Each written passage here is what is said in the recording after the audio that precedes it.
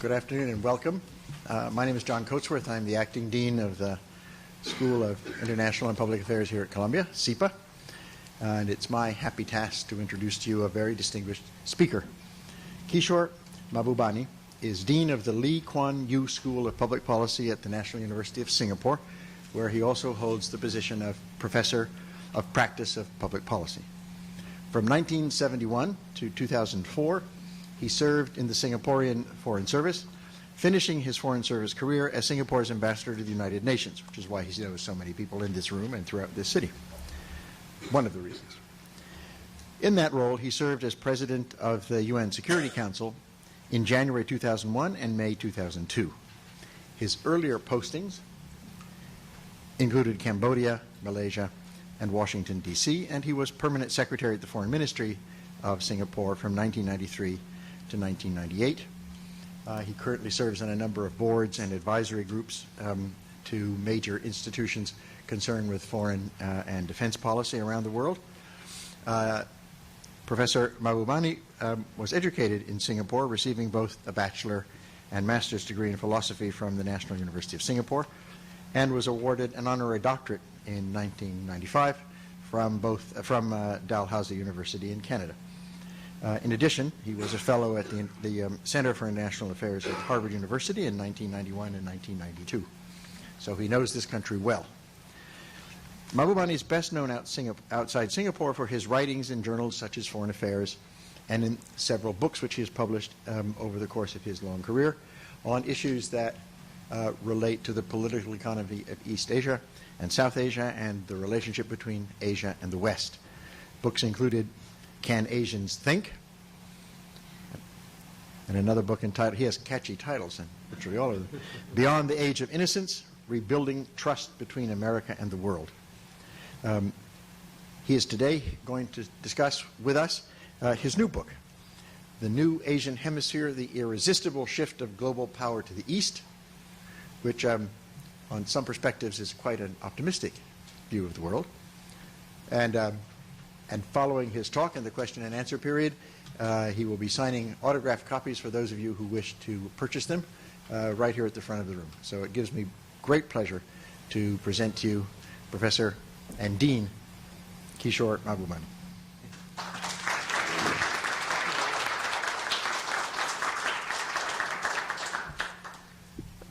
Thank you very much, a fellow Dean. I'm truly delighted to be here. Because our school is very proud of the new partnership we've established with the School of International and Public Affairs in the Global Public Policy Network. And we had a wonderful conference in Singapore last year, so I'm glad to be back here again in this site. But let me, as you know, there's an American tradition to begin with a joke, an Asian tradition to begin with an apology. I'm going to begin with two apologies. First, I apologize for being late, okay? I came from somewhere, midtown, and the traffic just was bad today. And the second apology I'm going to make is that I'm going to apologize for my bad joke. And this bad joke is a true story. When I was permanent secretary of the ministry in Singapore, one of my counterparts in another ministry went to China to call on his counterpart, a vice minister in China. So when he arrived in China, he sat down, he introduced himself, and he said, "Oh, I'm Mr. Tan. I'm the permanent secretary of this ministry." And so after a while, the Chinese translator, the young lady got very puzzled, so she scratched her head and she tried to find the right Chinese translation, and she said, "Well, this is Mr. Tan. And he says he's the eternal typist from Singapore." So they translated permanent secretary into eternal typist. And the reason why I begin with that story is quite simply that, if you can have cultural misunderstandings between Singapore, which is 75% Chinese, and China, which is 100% Chinese, it's a much bigger job across the rest of the world. And in a sense, that's what my book is all about. How you ensure that as we move into this new era of world history, we do so comfortably and not in a traumatic or difficult fashion. And that's the goal of my book. So what is this new era of world history that we are moving into? And I describe it with 2 points. The first point, of course, is that is the end of the era of Western domination of world history. But I always hasten to add that the end of the era of Western domination of world history is not the end of the West. The West will remain the single strongest civilization for a long time to come. But what's different now is that we are moving from a mono-civilizational world to a multi-civilizational world. And of course, the second point is that what you're going to see also in the 21st century is the return of Asia. And the reason why I use the word return of Asia is because if you look at the last 200 years, the success of Asia seems rather unusual. But if you look back over the last 2,000 years, from the year 1 to the year 1820, as the British economic historian Angus Maddison has told us, the two largest economies of the world were consistently China and India. And so if China and India once again become, as the Goldman Sachs BRICS report suggests, by 2050, the 4 largest economies in the world will be number 1, China. They used to say number 2, United States, but now they say number 2, India, number 3, United States, number 4, Japan. And not a single European economy is among the top 4. And that's quite a remarkable shift of world history that we are seeing today. And all this is happening at a remarkable pace, by the way. I myself didn't realize how remarkable the pace was until I sent my book to Larry Summers for review, and Larry Summers very kindly gave me a very good blurb for the book to use. And then he added one more point. He says, Kishore, you know why the story of the rise of Asia is truly remarkable? He said it will basically trump all other stories. It'll trump the stories about the Cold War, trump the story about in a sense, the turbulence in the Islamic world. And the reason is that what's happening in Asia is something that's quite remarkable. He said when the West had its Industrial Revolution, you could see significant improvement in the living standards of people in the course of one lifetime. And he said you could see a significant improvement of about 50% in one lifetime. Asia, which is in a sense is going through something similar to the Industrial Revolution, you will see an improvement in standard of living in one lifetime, not of 50%, not 100%, not 200%, but 10,000%. And that's remarkable, you know.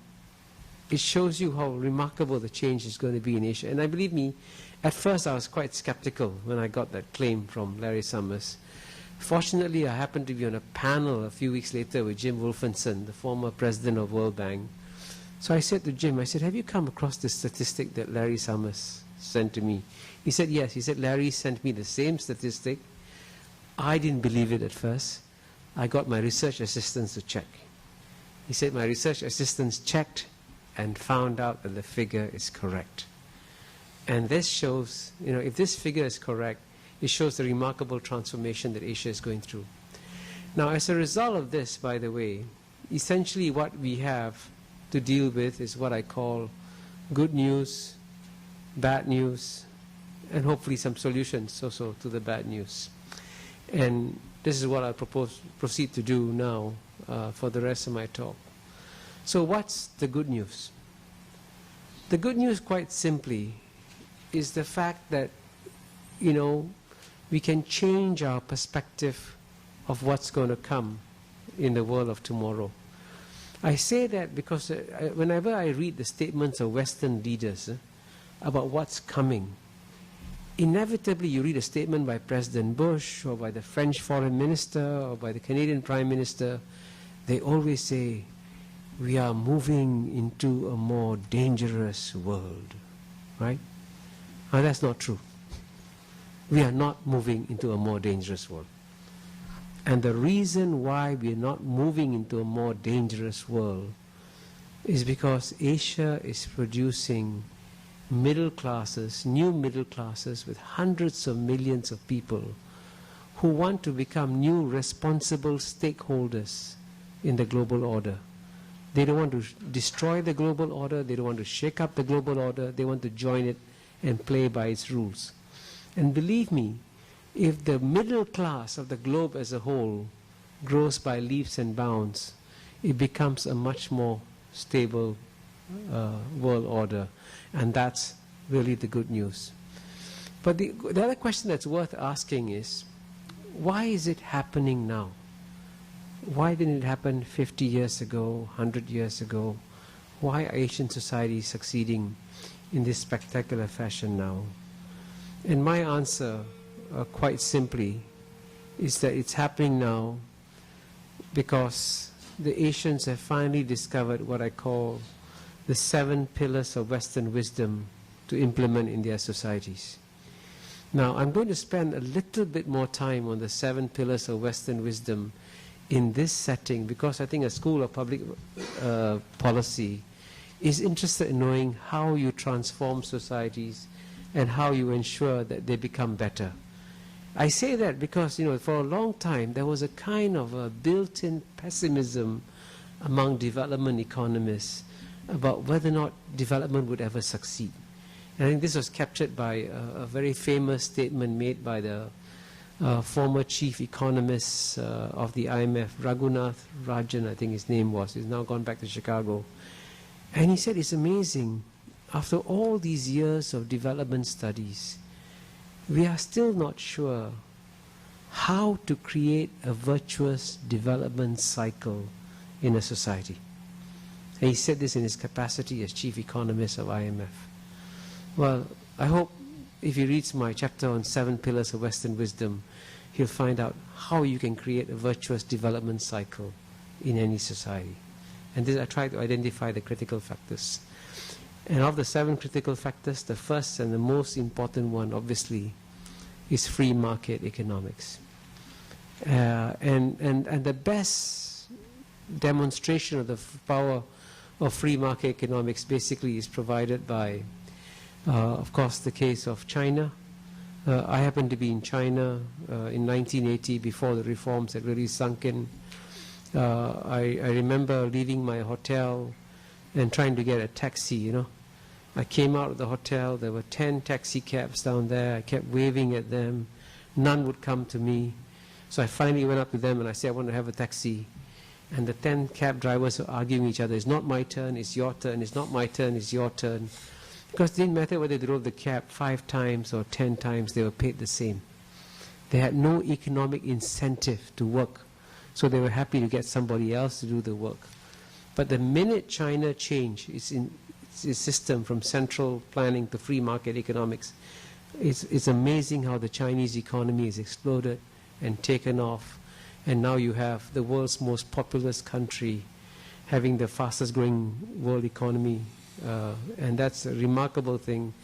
And watching the world's most populous nation having the fastest growing economy is as unnatural as watching the fattest boy in class win the 100-meter race. Normally it's supposed to be the small states that are supposed to be running faster. Here's the most populous state running faster even than the small states of the world. What's the second pillar of Western wisdom? I call it science and technology. And here clearly the shift in terms of mastery of science and technology in Asia is happening in a remarkable way. I came across a Time magazine cover story on the great scientific experiment in Asia, in which they quoted a late Nobel Prize winner, Richard Smalley, as saying that by 2010, 90% of the PhD holders in engineering and science will be living in Asia. Now, maybe it's not 90%, maybe it's 85%, maybe it's 80%. Doesn't matter. It still shows what a dramatic transformation has happened and how, in a sense, what used to be very much a domain of Western excellence is now becoming a domain of Asian excellence. The third pillar of Western wisdom I call pragmatism. And here, of course, the best definition of pragmatism is the one given by Deng Xiaoping when he said, it doesn't matter whether a cat is black or white. If it catches mice, it is a good cat, right? And that's how he justified why you switch from central planning economics to free market economics. But Deng Xiaoping was by no means the first pragmatist of Asia. Indeed, the first pragmatists of Asia were the Japanese, who, as many of the Japanese scholars here in this room know better than I do, in the Meiji Restoration, went around the world, learned the best practices from the rest of the world and said, okay, we will copy whatever it is, the German military, the American economy, the British civil service, whatever it is, a mixture. So they decided that they would go out and copy the best practices of others. That's what the Japanese did first. That's what the Four Tigers did subsequently. And that's what now China and India are also doing. And it is the spirit of pragmatism which has now become a real strength of the Asian societies. Now, the fourth pillar of Western wisdom I call meritocracy. And how do I explain meritocracy? I use the simple analogy of Brazil, and I ask the question, why is Brazil today a soccer superpower and in economic terms only a middle power?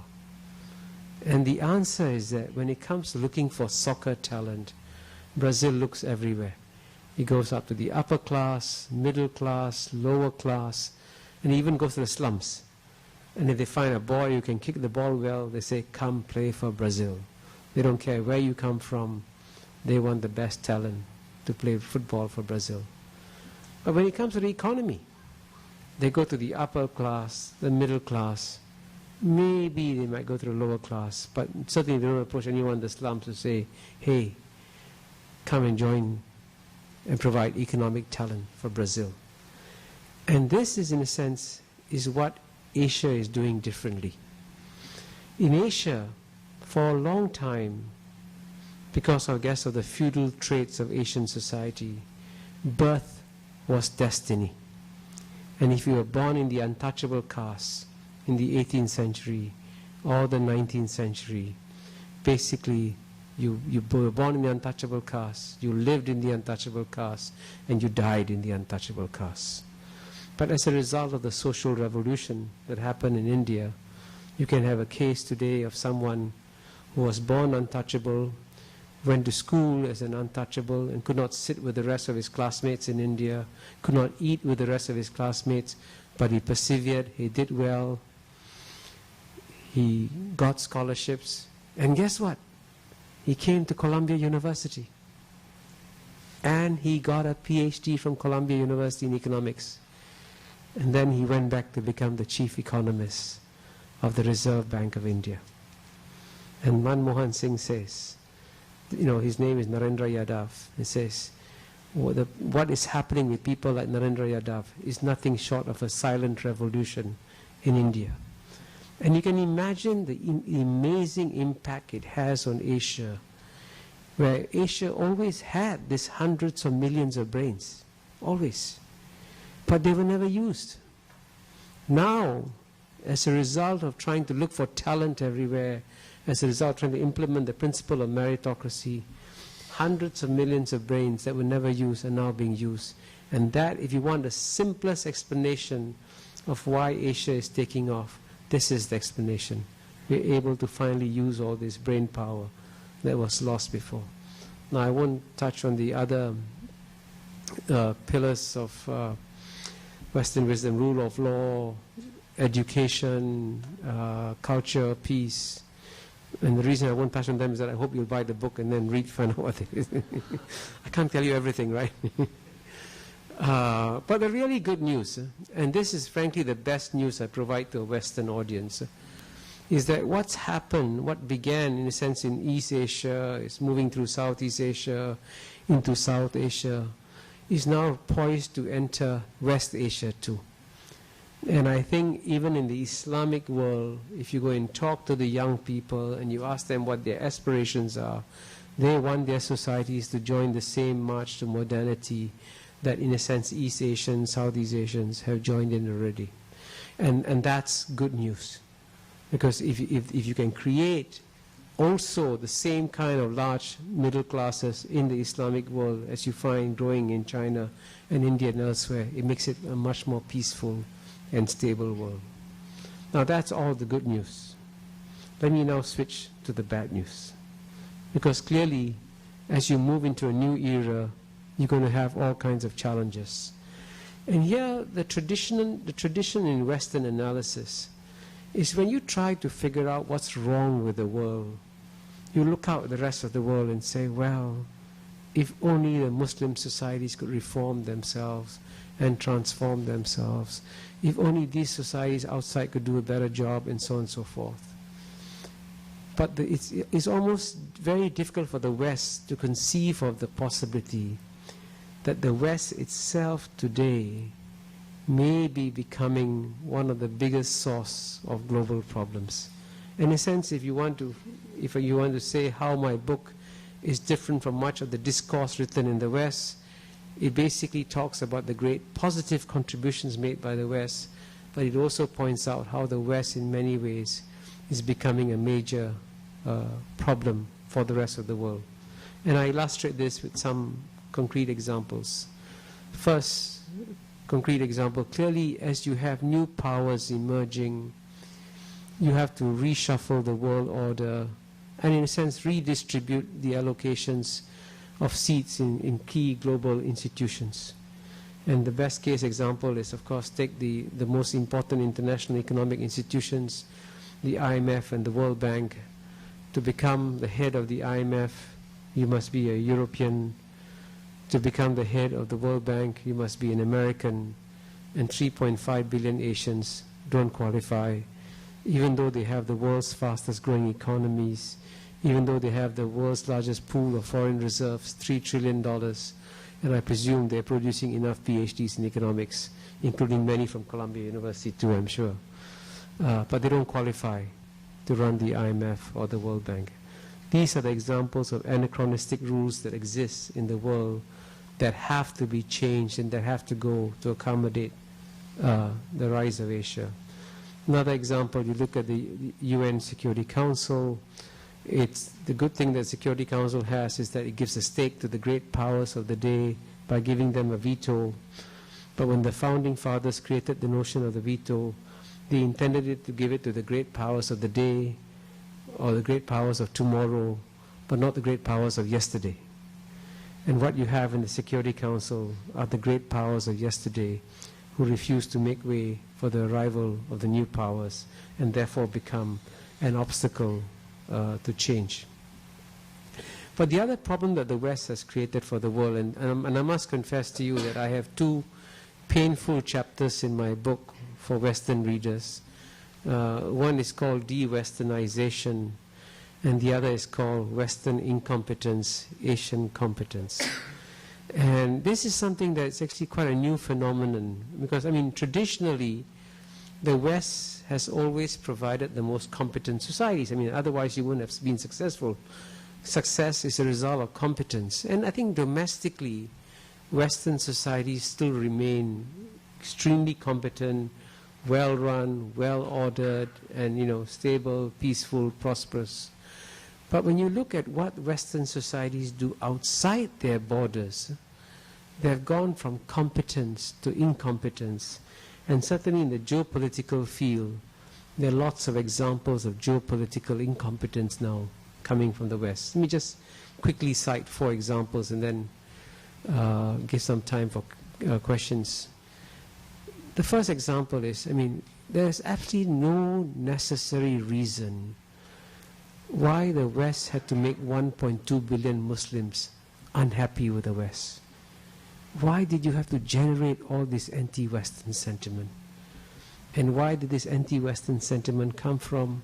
It came from flawed policies. Flawed policies on the Middle East, flawed policies in Iraq, flawed policies in Afghanistan. And there is this remarkable perception in the Islamic world, whether it's fair or unfair, you can debate it, but the perception is real, that the West just doesn't care when Muslim lives are lost. They preach about human rights, but they say nothing when Palestinians are being killed, Iraqis are being killed, Afghans are being killed in all kinds of conflicts. So that's example of incompetence. Second example I'll give is, and here of course I say this in front of many people who are experts on international trade, that for a long time you've had in the trading field each trading round succeed. Trading round opens, it closes successfully. Now we are faced for the first time in a long time with the prospect of a trading round actually dying, the Doha trading round. And even the head of the WTO has said, Pascal Lamy, that the Doha trading round is a life support machine with apparently little hope of recovery in the near future. And if that happens, basically, it'll reverse a pattern that we have seen for several decades. Then another example, you look at the whole challenge of global warming that is coming. The West has done a remarkable job of educating the world on the dangers of global warming. But when it comes to providing solutions to global warming, right, you have to take care not just of the new flows of greenhouse gas emissions from China and India, but also factor in the stock of greenhouse gas emissions that the West has put up there for the last century or more. The West cannot put forward a formula that can be a just and equitable solution for the world to accept, and that's going to accentuate the global warming problem. And the final example of incompetence, and one of the more dangerous ones, is that if you look at the non-proliferation regime, in many ways the NPT has done a great job, even though three new nuclear powers have emerged, Israel, India, and Pakistan. By and large, the NPT has worked. It has not. We have not reached what we call 20 to 25 nuclear powers in the world. So this treaty has done a very good job. But today, the NPT, even though it's legally alive, is spiritually dead or dying. And the reason why it is spiritually dying is because the nuclear weapon states, who had an obligation under the treaty to reduce their nuclear arsenals and not modernize them, have been doing the exact opposite, and therefore destroying the social contract on which the NPT was built. And that's why today there's enormous amount of resistance to the treaty in the rest of the world. And if that treaty dies, believe me, it's a huge setback to the world. Again, another example of incompetence. So let me conclude now with some solutions. Can we find a solution to all these problems? And the good news is yes, there is a solution out there. And the good news is that all the new rising Asian powers do not want to in any way, as to quote an American expression, overturn the apple cart or upset the apple cart. They want to preserve the present set of rules that America created in 1945. And they want to create a rules-based order to address all these challenges, but they want the West to also obey the same rules that it has created for the whole world. And if that's the attitude of the new rising powers, and in a sense they're responding positively to the famous call that Bob Zoellick made, many years ago when he was Deputy Secretary of State. He said, why doesn't China become a responsible stakeholder in the world order? And China's answer is, yes, I want to become a responsible stakeholder in the world order. How about you? Why don't you also become a responsible stakeholder in the world order? And that's the challenge. So the final, in a sense, concluding message of my book is an optimistic one. Despite all these great changes, despite all these great challenges, the world can come together and find a solution and hopefully create a better world. And hopefully the two schools of public policy here and in Singapore can work together to deliver that new world order for all of us. So thank you very much. I'll be very happy to respond to any questions that you may have.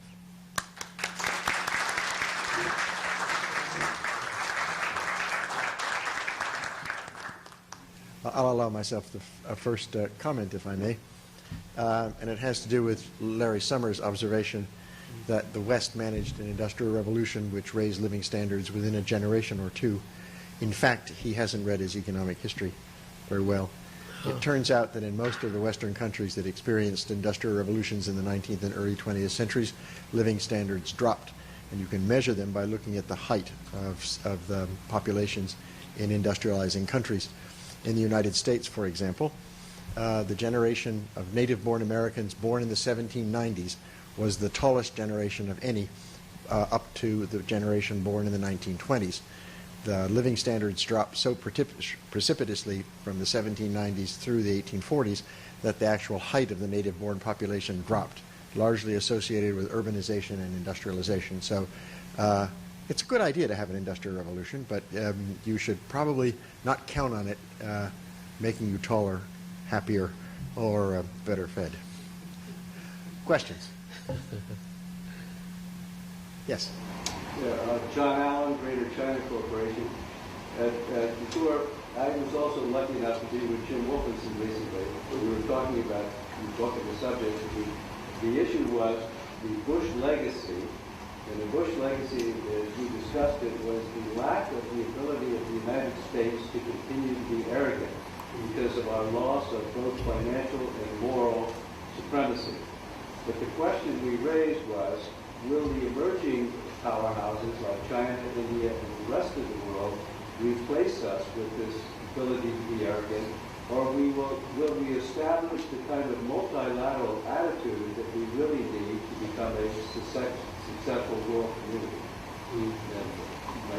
Well, I'm glad you brought up the word multilateral. Because, I mean, I know multilateralism has become a dirty word in a lot of Western political discourse. And if they want to insult any American politician, they will say, well, this guy is a multilateralist, you know. So, and of course, you've seen that since the end of the Cold War, one of my theses is that, and this is why I wrote my previous book on the Beyond the Age of Innocence, is that the unilateralism did not begin with George W. Bush. It actually began at the end of the Cold War, when in the absence of rival power, the United States was then free to do whatever it wanted to do, and became progressively more and more unilateral. I believe that hopefully when the new administration is elected, if we can go back to finding out why did America accumulate so many reservoirs of goodwill in the world in the 60s and 70s? Why?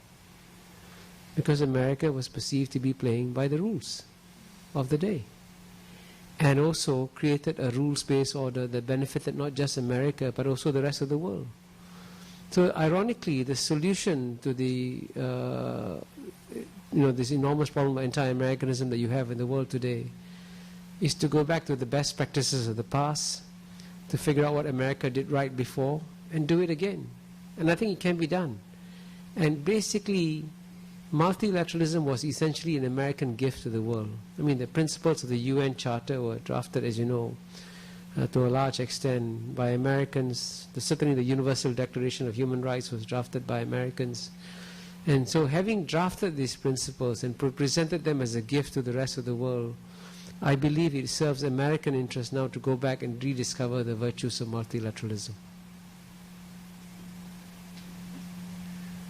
Yes? Oh, excuse me. Would you please use the microphone so that we can catch you on the tape and we can all hear your questions? And please, as the previous speaker, identify yourself as you ask your question. Mary Fox.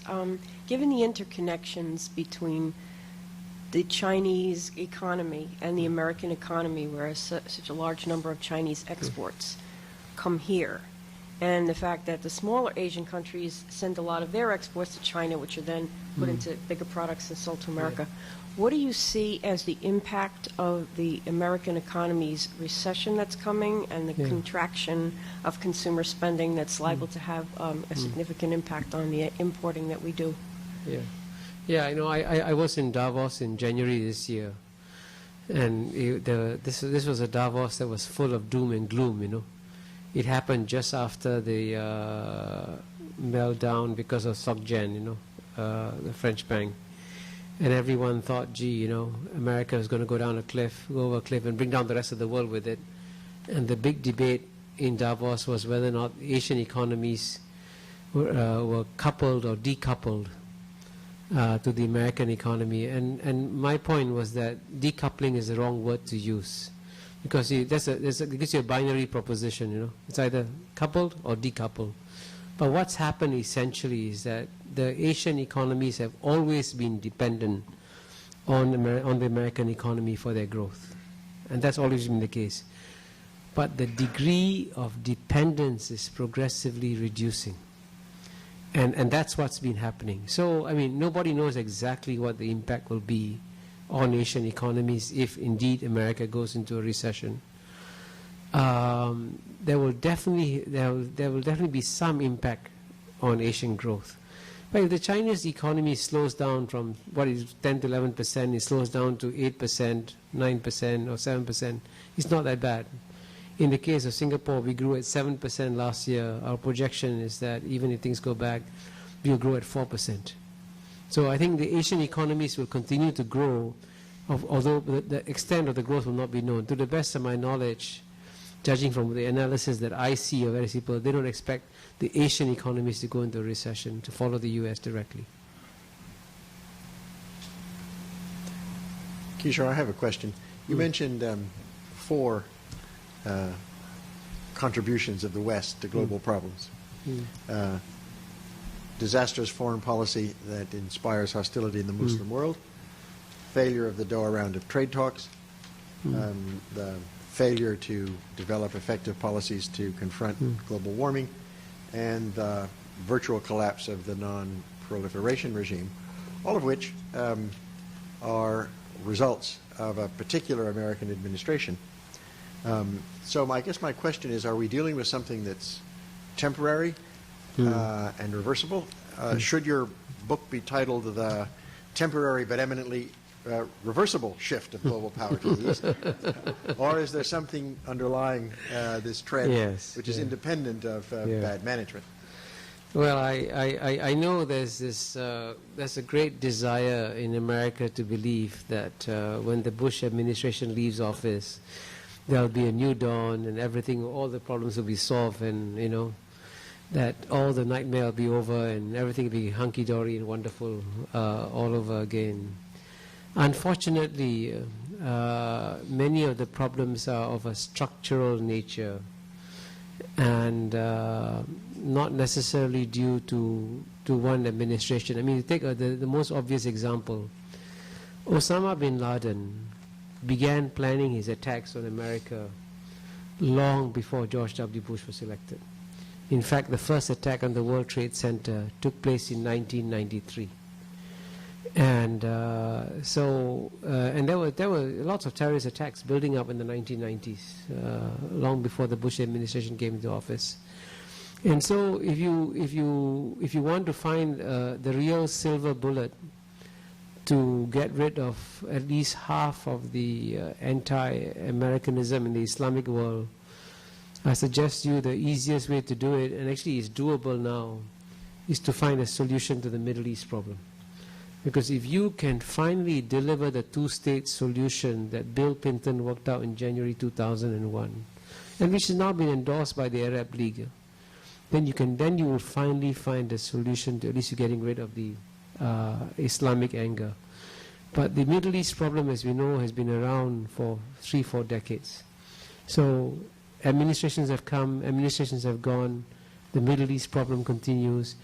And it's important to emphasize one critical point, okay?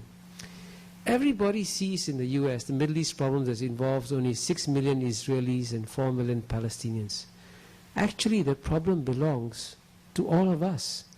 Because when things go wrong in the Middle East, 1.2 billion Muslims in the world get angry, and they get angry all around the world, by the way. Not just in the Middle East. They get angry in South Asia, they get angry in Southeast Asia, and you can feel it directly if you live in Singapore, the impact. So if you wanted to look for a rational solution for the Middle East, look at the enormous cost to the world of this problem and how little is being done about it. So that's an example of where a change in administration may not necessarily solve the problem. And then if you take the trade round, unfortunately, while I have said this in a column, the election of Barack Obama would overnight get rid of half of the anti-Americanism around the world, and it would be very positive in changing the chemistry of America and the world. But unfortunately, if he or Hillary implement some of their protectionist trade rhetoric, then unfortunately that problem of the trade problem is going to get worse rather than better with a new administration. And if you take the global warming thing, the administration that refused to do anything effective about the Kyoto Protocol was the Clinton administration. They had a chance to do so, and they refused to take any action to try and get the Kyoto Protocol ratified. And if you take the final one, the NPT, the remarkable thing is, I mean, why has America continued to accumulate this stock of thousands of nuclear weapons, which in no way enhance American security? And this process of accumulation of nuclear weapons has been going on for decades now. The process of getting more and getting them more modernized. At the same time, telling the rest of the world to respect their obligations under the NPT. And again, so this again, of course, it was made much worse when Donald Rumsfeld said, "What's wrong with nuclear bunker busters?"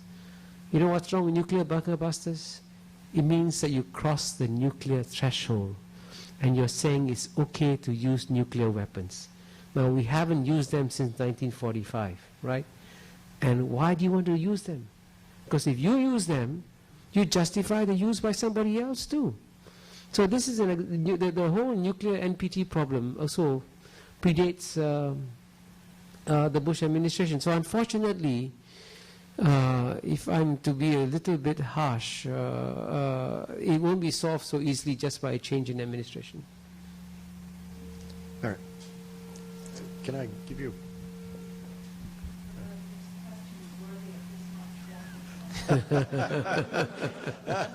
Yes, it is. I wonder if you could talk a bit more about what the rise of Asia means in terms of political leadership, because one can easily point to the shift of economic activity and technical expertise and so forth, but one doesn't think of either Japan or China as being able to play a role, particularly China, in terms of global peace or fashioning new constructive global alliances or so forth. So what kind of world do you see in the scenario you're painting in terms of political leadership and particularly China's role in that? Yeah. I must say that's an excellent question, worth walking up to us for. And of course, what everyone notices is how silent China is when it comes to all kinds of global issues and challenges. And the best case example is this: when you had the collapse of trade talks in Cancun, right? You had immediately when the talks collapsed, you had the U.S. TR appearing on TV, Susan Schwab explaining why America thought the talks collapsed. You had Peter Mandelson immediately saying, this is the European explanation of why the talks collapsed. Then you had the Brazilian Foreign Minister, Celso Amorim, speaking. Then you had the Indian Trade Industry Minister, Kamal Nath, speaking. And the Chinese minister didn't say a word. And believe me, that was not by accident, but by design. And the reason why the Chinese don't want to project any kind of aspiration for global leadership now is because they are aware that the rise of China is going to alarm America at some point in time. And the last thing they want to do is to make the Americans feel insecure about losing global leadership. So what they've decided is that we will take a low profile. And this is a very carefully thought out geopolitical decision. So they're not going to come to you and say, hey, we want to restructure the world order, we want to make it a better place, because that will give precisely the kind of fuel, precisely the kind of anti-China sentiments which they want to avoid. Although, to be fair, one of their Chinese thinkers, a man called Cheng Bijian, has written about the concept of a peaceful rise, where he emphasizes that China essentially as it rises, doesn't want to shake the world order, wants the present world order to continue and will live with the present world order. But, even when he said something like peaceful rise, it was controversial, as you know, within China, because some people said to him, you shouldn't use the word rise, because when you use the word rise, you alarm the Americans again. So even that word was considered not wise to use. So I think China will continue to keep a very low profile. But if you want to know what the Chinese really want, they want the present world or the 1945 rules-based order to continue, because they're now becoming by far the biggest beneficiaries of this world order. Yes. Don Weatherby, retired. Kishore, even if we accept the premise that the shift is to the east from the west in terms of the major trends in world leadership, economics, and so forth, what reasons would you give that would suggest that those on the east side of the shift in managing the future are going to be any more competent than those in the west? Yeah, that's a very good question. And indeed, in my chapter on Western incompetence, Asian competence, and I actually made this point very strongly today when I spoke in the Council on Foreign Relations at lunch today. I said, if you want to get the best geopolitical discussions in the world, come to the Council on Foreign Relations. If you want the best geopolitical deeds in the world, go to Asia. And let me illustrate this with one simple example. In Asia is where you're seeing all the new great powers emerging. And traditionally, throughout history, whenever great powers emerge, they're accompanied by rising tensions or conflicts of some kind. And what's amazing in East Asia today is that you're seeing the rise of great powers without an accompanying rise of tension. Now, is that an accident or is that by design? And I'm telling you, it's by design. And there are two examples of geopolitical competence I would give. The first one, the China's case. The Chinese know that at some point in time, United States may try to contain China. They know this. They're not stupid geopolitically. They've been doing geopolitics for 2,000 years.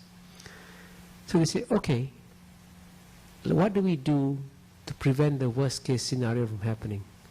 So to prevent an American containment policy from succeeding, the Chinese have already launched a preemptive strike by sharing their prosperity with all their neighbors.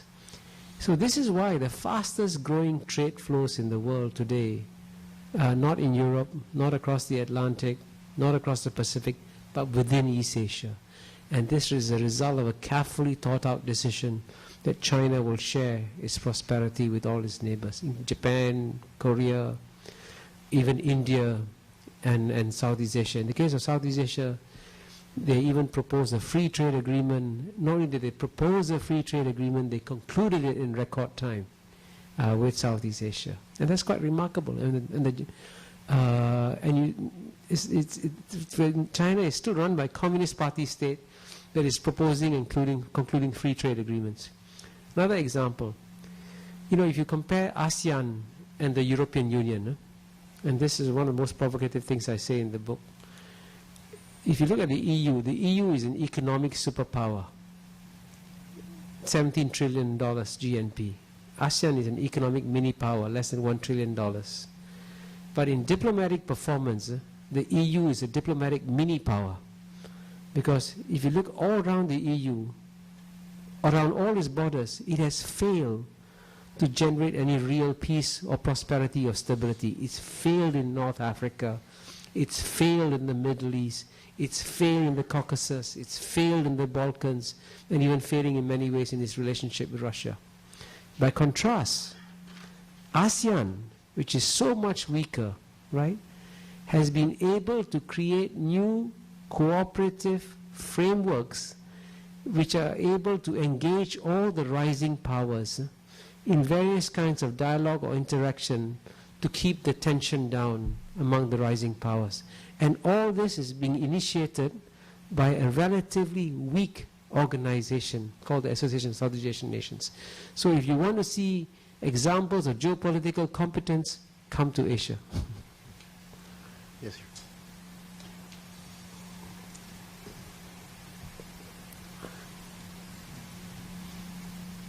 I hope next time you'll provide mics around so that we Good don't idea. have to be so embarrassed as to walk up here.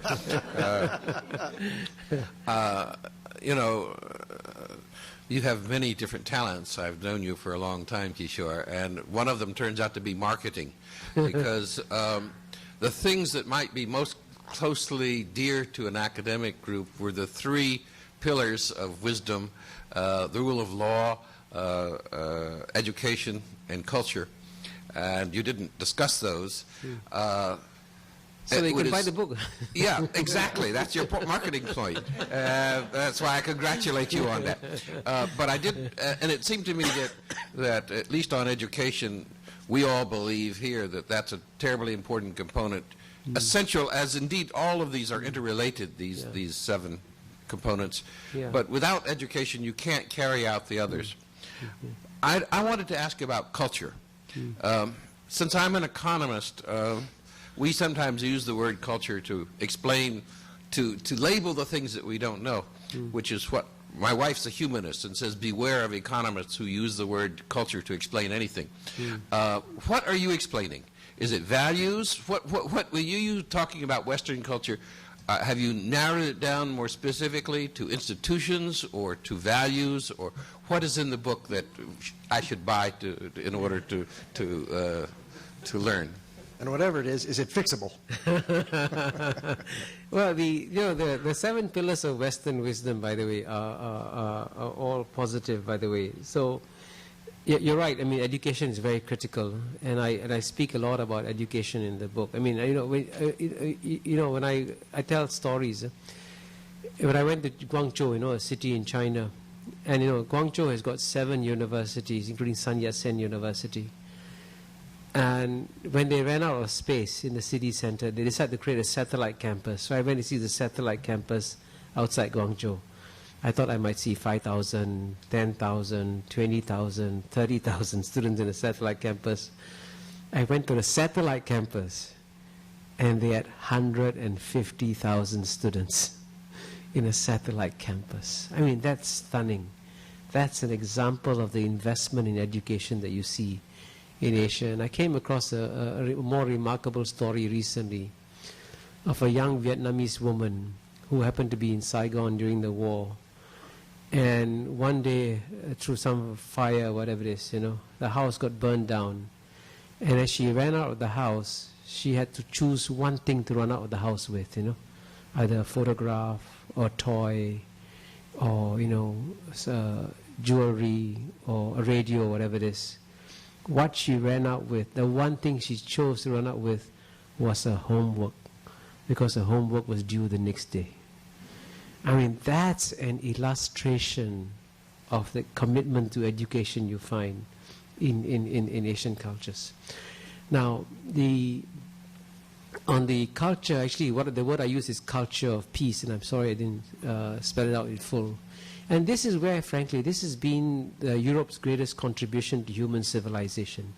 And I say this, that the greatest achievement of the European Union is not so much its economic integration. The greatest achievement of the European Union is that not only do you not have any wars between any 2 EU states, you have 0 wars between any 2 EU states, but you also have 0 prospect of war.